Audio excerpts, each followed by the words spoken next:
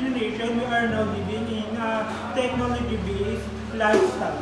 With the RFID smart lock, it is more or less possible to lock and unlock your doors.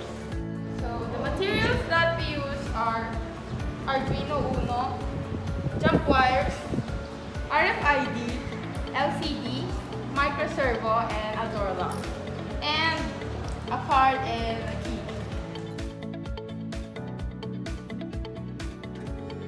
For the RFID, red will be 3.3 volts, orange 9, yellow is on ground, green will be 12, blue will be 11, purple will be 13, and white will be 10.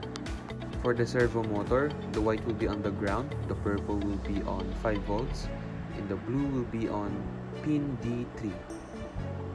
For the LED display, the yellow and green will be on A4 and A5 respectively. And for the white will be on 5 volts and the black will be on ground. Now, let's proceed to the demonstration of our project. We will be needing an RFID key that is registered to the Arduino Uno and the RFID key that is not registered to the Arduino Uno. This is for us to test if it is working or not. So, as of the moment, the LCD is asking us to put our registered or unregistered RFID key. Let's try it out.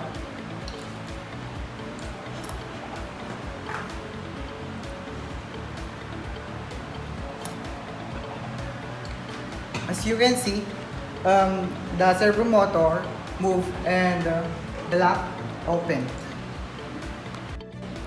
Now, let's try the unregistered RFID key.